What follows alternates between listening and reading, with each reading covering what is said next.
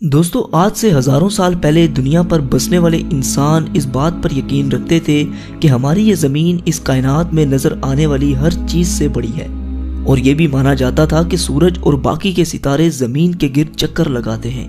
इस पर सवाल खड़ा करने वाले को कड़ी से कड़ी सजा सुना दी जाती थी, क्योंकि उनका ये मानना था कि इस पर सवाल उठाना गोया भगवान यानी खुदा को चैलेंज करना है। लेकिन वक्त के साथ साथ जैसे जैसे साइंस ने जन्म लिया तो हमें मालूम हुआ कि आखिर हमारी जगह इस कायनात में कहाँ है।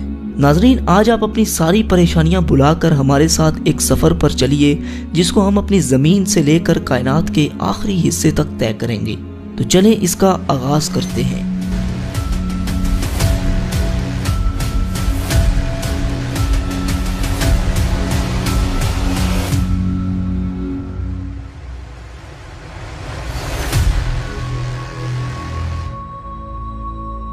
दोस्तों, अर्थ से करीबन 400 किलोमीटर ऊपर आने के बाद हमें कुछ ऐसा मंजर दिखाई देगा जहां पर इंटरनेशनल स्पेस स्टेशन अर्थ के गिर्द चक्कर लगा रहा है।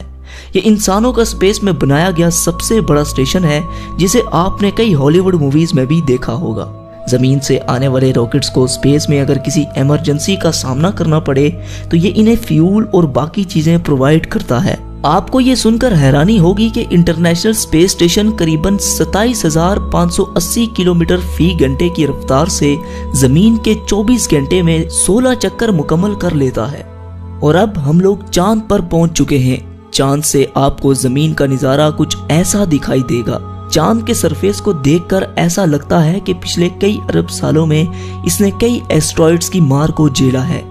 कहा जाता है कि आज से 4.5 अरब साल कबल हमारी जमीन से एक चांद जितना एस्ट्रॉइड टकराया था, और इस टक्कर से निकलने वाला मलबा आहिस्ता आहिस्ता जमा होकर हमारी चांद की शक्ल में आ गया। ये जो कदमों के निशानात आप देख रहे हैं, ये नील आर्मस्ट्रॉन्ग और उनके साथी के हैं, जो 1969 में चांद पर एक मिशन के लिए आए थे। और ये निशानात तब तक कायम रहेंगे जब तक चांद कायम है, और शायद हमारे खात्मे के बाद तक कायम रहे, क्योंकि चांद पर एटमॉस्फेयर मौजूद ही नहीं है। और अब हम लोग पहुंच चुके हैं जमीन से 61 मिलियन किलोमीटर दूर मौजूद एक खतरों से बड़े प्लेनेट पर, जिसका नाम है वीनस।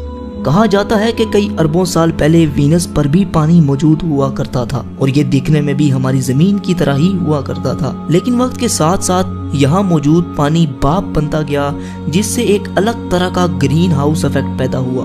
और आजकल यहाँ पर सल्फ्यूरिक एसिड की बारिश हो रही है, मतलब तेजाब की बारिश।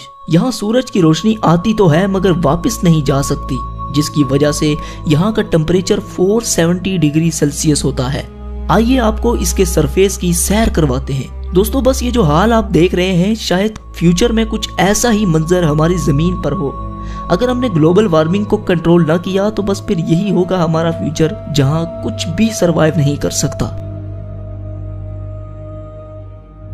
और अब हम लोग सूरज के सबसे करीब मौजूद प्लेनेट मरकरी पर आ चुके हैं, जो जमीन से 77 मिलियन किलोमीटर दूर है। यहाँ पर दिन को टेम्परेचर 400 डिग्री सेल्सियस होता है, जबकि रात को -170 डिग्री सेल्सियस तक गिर जाता है। और यह है सूरज, जो मरकरी से कुछ ऐसा दिखाई देता है, जिसकी वजह से सारे सोलर सिस्टम के प्लैनेट्स का एक अपना ऑर्बिट है, जिसकी ग्रेविटी से हमारा अर्थ और बाकी के प्लैनेट इसके गिर्द चक्कर लगाते हैं। हमारी जमीन से तकरीबन 150 मिलियन किलोमीटर दूर मौजूद ये सितारा इतना बड़ा है कि जिसमें न जाने कितने लाखों जमीनें समा सकती हैं। सूरज से निकलने वाली लपटें इतनी बड़ी होती हैं कि इसके सरफेस से हजारों किलोमीटर ऊपर तक चली जाती हैं। इसके करीब आज तक कोई भी नहीं पहुंच पाया, क्योंकि इसकी इतनी गर्माइश है कि कायनात की कोई भी चीज इसके करीब आते ही महज चंद ही माइक्रो सेकंड्स में पिघल जाएगी। चलिए अब अपने सफर को आगे बढ़ाते हैं और चलते हैं उस प्लेनेट पर जिसे लेकर वैज्ञानिक कुछ ज्यादा ही सीरियस हैं, यानी मार्स। जी हाँ, हम मार्स पर पहुंच चुके हैं। यहाँ की मिट्टी लाल रंग की है, जिसकी वजह से इसे रेड प्लेनेट भी कहा जाता है। जमीन के बाद अगर किसी और प्लेनेट पर जिंदगी की उम्मीद लगाई जाए तो मार्स का नाम ही निकल कर सामने आएगा। कहा जाता है कि माजी में यहाँ पर भी नदियाँ, समुंदर और झील हुआ करते थे। यही वजह है कि साइंटिस्ट फ्यूचर में यहाँ पर बस्तियां बसाने के बारे में सोच रहे हैं। अगर हम मार्स पर आए हैं तो सोलर सिस्टम की सबसे बड़ी चोटी ओलंपस मून्स को कैसे मिस कर सकते हैं। ये मार्स के सरफेस पर वोल्केनो के नतीजे में आने वाला पहाड़ जमीन पर मौजूद दुनिया की सबसे ऊंची चोटी माउंट एवरेस्ट से भी 3 गुना बड़ा है। और अब इससे आगे का सफर थोड़ा खतरनाक होने वाला है, क्योंकि इससे आगे है एस्ट्रॉइड बेल्ट, जहां कई चट्टानें सूरज के गिर्द चक्कर लगा रही हैं। इस जगह पर इतनी बड़ी बड़ी चट्टानें भी हैं कि जिन पर आसानी से एक बड़ा शहर बसाया जा सकता है। ये सब एस्ट्रॉइड्स मिलकर एक प्लेनेट भी बना सकते थे, लेकिन हमारे सोलर सिस्टम की एक बहुत बड़ी पावर ने इन्हें रोके रखा, और वो पावर थी जुपिटर। सोलर सिस्टम के सबसे बड़े प्लेनेट की ग्रेविटी ने इन्हें आपस में मर्ज नहीं होने दिया। अपने चंद बड़े और दर्जनों छोटे मून्स के साथ जुपिटर एक अलग ही सोलर सिस्टम की तरह है। अगर बाकी के प्लैनेट्स को मिला भी लिया जाए तब भी ये जुपिटर का मुकाबला नहीं कर सकते। ये इतना बड़ा है कि अगर 65% मजीद बड़ा हो जाए तो ये सूरज की तरह एक अलग सितारा बनकर सामने आएगा। जुपिटर के सरफेस पर मौजूद ये रेड स्पॉट एक बहुत बड़ा तूफान है जो कई हजार साल से चलता आ रहा है। ये धब्बा इतना बड़ा है कि इसमें 3 अर्थ समा सकते हैं।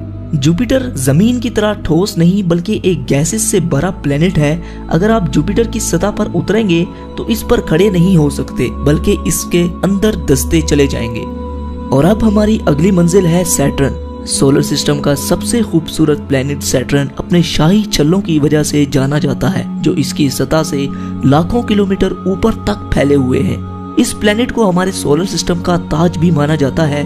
करीबन 62 चांद सैटर्न का चक्कर लगाते हैं। इनमें टाइटन सबसे बड़ा और एक मशहूर चांद है। टाइटन का एक अपना एटमॉस्फेयर भी है और इसके सरफेस पर नदियां, समुंदर और झीलें भी मौजूद हैं, जो पानी के नहीं बल्कि नेचुरल गैस के हैं। बिल्कुल हमारे अर्थ की तरह नजर आने वाले इस चांद के बारे में अंदाजा लगाया जाता है कि जब कई अरब साल बाद सूरज एक रेड जायंट बन जाएगा तब टाइटन एक हैबिटेबल जोन में होगा, यानी टाइटन उस वक्त रहने के काबिल होगा।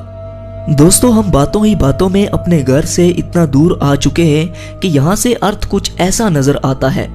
इससे आगे है यूरेनस और नेपट्यून, जो हमारे अर्थ से कई बिलियन किलोमीटर दूर हैं। यही वजह है कि इनकी खोज टेलीस्कोप इजाद होने के बाद ही मुमकिन हो पाई।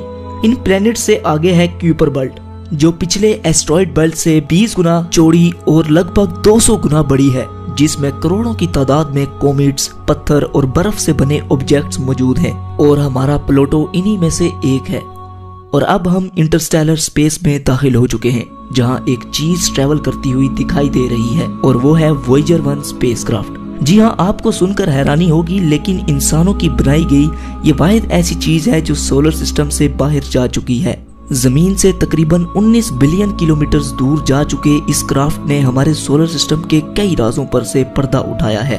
ये स्पेसक्राफ्ट तकरीबन 17 किलोमीटर फी सेकंड की रफ्तार से आगे बढ़ता चला जा रहा है। इसके बारे में हम आगे एक मुकम्मल वीडियो पर बात करेंगे। फिलहाल आगे बढ़ते हैं। दोस्तों, इस वक्त हम इतना दूर हैं कि यहाँ से सूरज एक छोटे से सितारे की तरह दिख रहा है। अर्थ पर सूरज की रोशनी तकरीबन 8 मिनट और 20 सेकंड में पहुंचती है, लेकिन यहाँ पर जहाँ इस वक्त हम मौजूद हैं, इस जगह सूरज की रोशनी पहुंचने में तकरीबन 1 साल लग जाता है। इससे आप अंदाजा लगा सकते हैं कि हम कितना दूर आ चुके हैं। यहाँ पर अरबों की तादाद में मौजूद कॉमेट्स इस बात को वाज़ेह करते हैं कि सूरज की ग्रेविटी अभी तक खत्म नहीं हुई। दोस्तों, कॉमेट्स का एक बहुत बड़ा बादल हमारे सोलर सिस्टम को घेरे हुए है, जिसे हम ओर्ट क्लाउड कहते हैं। ये ओर्ट क्लाउड खत्म होने के बाद सूरज की ग्रेविटी भी कमजोर पड़ जाती है, और अब हम जहाँ से गुजर रहे हैं यहाँ पर बिल्कुल अंधेरा छाया हुआ है। हम यहाँ पर अपनी आंखों से कुछ नहीं देख सकते, इसलिए यहाँ हमें देखने के लिए इंफ्रारेड विजन की जरूरत पड़ेगी। देखने पर यहाँ आपको अरबों की तादाद में तारे नजर आएंगे। वैसे तो हम बहुत दूर आ चुके हैं, लेकिन यूनिवर्स के मुकाबले में ये महज एक छोटा सा स्टेप है। लेकिन हम अपने करीबी सोलर सिस्टम की तरफ बढ़ते हैं, जिसका नाम है अल्फा सेंटोरी। यहाँ पर सूरज की किरणें 4 साल और 3 महीनों तक पहुँचती हैं। इसी सोलर सिस्टम में मौजूद एक प्लेनेट प्रोक्सिमा सेंटोरी के नाम से जाना जाता है, जो अर्थ ही की तरह हैबिटेबल जोन में है। अंदाजा लगाया जाता है कि शायद यहाँ पर एलियन लाइफ मौजूद हो सकती है। दोस्तों, ऐसे ही अरबों तारे हमारी मिल्की वे गैलेक्सी में मौजूद हैं, जिनकी सैर करना तो दूर की बात, इन्हें अपनी पूरी जिंदगी में गिनना भी लगभग नामुमकिन है। लिहाजा सफर को आगे बढ़ाने के लिए हम मिल्की वे गैलेक्सी से बाहर चलते हैं। ये है हमारी मिल्की वे गैलेक्सी, जिसमें न जाने कितने अरबों की तादाद में तारे मौजूद हैं, जिनमें से हमारा सूरज भी एक है। अगर लाइट भी हमारी मिल्की वे गैलेक्सी के एक कोने से दूसरे कोने तक ट्रेवल करे तो उसे भी 1 लाख से ज्यादा साल लग जाएंगे। और अब अपनी गैलेक्सी को छोड़कर हम इंटरगैलेक्टिक स्पेस में दाखिल हो चुके हैं, जहां हमारी मिल्की वे गैलेक्सी की तरह अरबों गैलेक्सीज मौजूद हैं, जिनमें हम अपनी गैलेक्सी को ढूंढ भी नहीं सकते। इन्हीं गैलेक्सीज के झुंड को एक लोकल ग्रुप कहते हैं। ये ग्रुप तकरीबन 10 मिलियन लाइट ईयर्स पर फैला हुआ है। आगे बढ़ने पर हमें ऐसे कई लोकल ग्रुप्स दिखाई दे रहे हैं। आप ये सुनकर हैरान होंगे, लेकिन ऐसे ही हजारों लोकल ग्रुप्स मिलाकर एक सुपर क्लस्टर बनाते हैं। यहाँ पर आकर अपना सोलर सिस्टम तो दूर की बात, बल्कि मिल्की वे गैलेक्सी को भी छोड़ें, यहाँ तो हमारा लोकल ग्रुप ही एक छोटे से तिनके के बराबर नजर आ रहा है। इससे आप अंदाजा लगा लें कि ये सुपर क्लस्टर कितना बड़ा है, जो कि 110 मिलियन लाइट ईयर्स पर फैला हुआ है। और ये भी हमारी यूनिवर्स के सामने एक छोटे से डॉट की मानिंद है, क्योंकि ऐसे 1 करोड़ सुपर क्लस्टर्स हमारी यूनिवर्स में मौजूद हैं। और ये है हमारा ऑब्जर्वेबल यूनिवर्स, क्योंकि इससे आगे ना तो हम देख सकते हैं और ना ही अंदाजा लगा सकते हैं। लेकिन सवाल ये है कि क्या यही है हमारी पूरी कायनात? क्या इसे ही हम अपनी पूरी यूनिवर्स समझें? तो दोस्तों, जैसा कि मैंने अभी कहा कि ये ऑब्जर्वेबल यूनिवर्स है। हम अपनी पूरी कायनात के बारे में जो कुछ भी जानते हैं वो सब इसके अंदर है। हो सकता है कि हमारी कायनात इससे भी बड़ी हो, लेकिन फिलहाल हम इतना ही जान पाए हैं। हमारी यूनिवर्स कितनी बड़ी है इसके बारे में हम कुछ भी नहीं जानते। दोस्तों, साइंसदानों का ये भी मानना है कि हमारी यूनिवर्स के अलावा कई और यूनिवर्स भी हो सकती हैं, जिनका हमें कोई अंदाजा नहीं। तो दोस्तों, आपका ये सफर कैसा रहा? हमें नीचे कमेंट सेक्शन में जरूर बताइएगा। जाने से पहले हमारे चैनल को सब्सक्राइब करके साथ मौजूद बेल के आइकन पर भी क्लिक कर दें। तो जब तक हमारी अगली वीडियो आती, तब तक के लिए आप अपना और अपने प्यारों का ख्याल रखिए। अल्लाह हाफिज।